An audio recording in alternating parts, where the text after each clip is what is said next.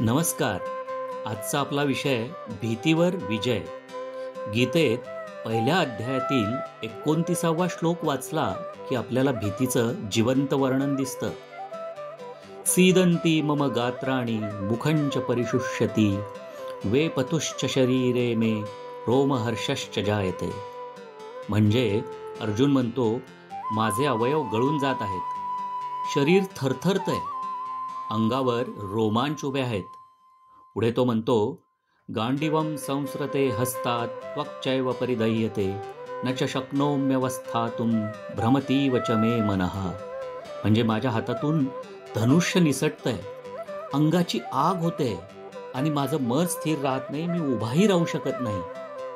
म्हणजेच भीती ही फक्त भावना नाही, ती शरीर आणि मनावर परिणाम करणारी लाट आहे. जेव्हा आपल्याला भीती वाटते तेव्हा शरीरात एक प्राचीन यंत्रणा सक्रिय होते, फाईट ऑर फ्लाईट रिस्पॉन्स. आपल्या पूर्वजांना जंगलात वाघ भेटायचा, त्यावेळी शरीर ठरवायचं लढायचं की पळायचं. म्हणून हात पायांमध्ये अचानक ऊर्जा यायची, श्वास वेगाने घ्यायला लागायचा, तोंड कोरडं पडायचं. पण आज आपण वाघाला नाही तर इंटरव्ह्यू, एक्झाम, फेल्युअर, रिलेशनशिप अशा भीतींना सामोरे जातो. शरीराला अजूनही वाटतं की धोका आला आहे, म्हणून हात थरथरतात, हृदय वेगाने धडधडतं आणि मन अस्थिर होतं. ही शारीरिक प्रक्रिया नैसर्गिक आहे, पण तिला समजून घ्यायचं आहे. जेव्हा भीती वाढते ती फोबिया बनते. फोबिया म्हणजेच इरॅशनल फिअर. माणूस ज्या गोष्टीला घाबरतो तीच गोष्ट पूर्णपणे टाळतो. जसं अर्जुन म्हणाला होता, न कांक्षे विजयं कृष्ण न च राज्यं सुखानि च. म्हणजे मला विजय, राज्य किंवा सुख काहीही नको, मला हे युद्धच नको. म्हणजेच भीती माणसाला कृतीपासून रोखते. पण गीता सांगते, स्वल्पमप्यस्य धर्मस्य त्रायते महतो भयात.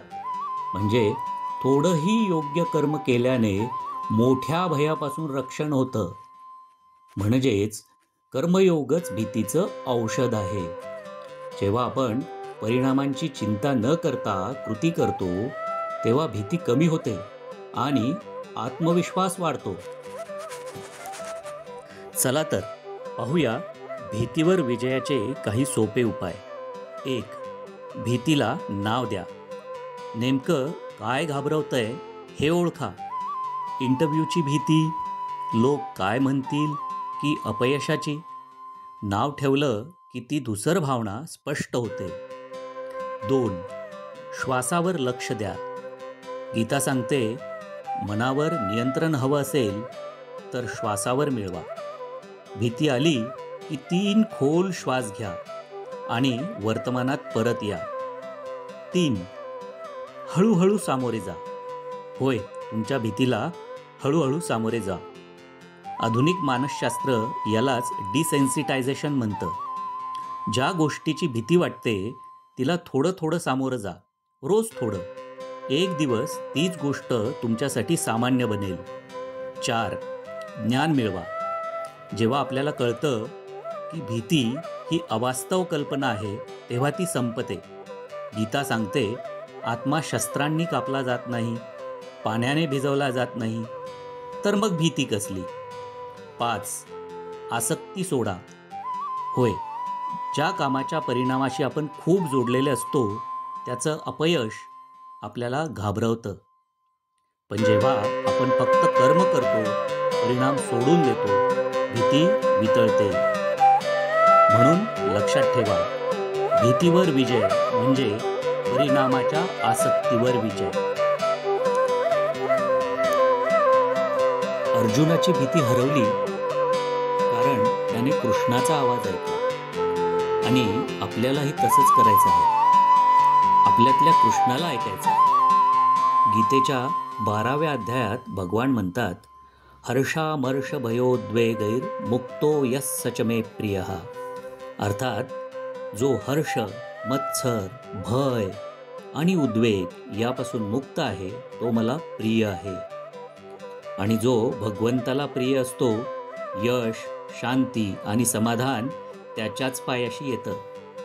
म्हणून भीती आली की लक्षात ठेवा, मी अर्जुन आहे आणि माझ्यात कृष्ण आहे. तुम्हाला कधी अशी भीती वाटली आहे का? आणि तुम्ही त्या भीतीवर कशी मात केलीत? आम्हाला कमेंटमध्ये नक्की सांगा. आणि हा व्हिडिओ कसा वाटला तेही लिहा.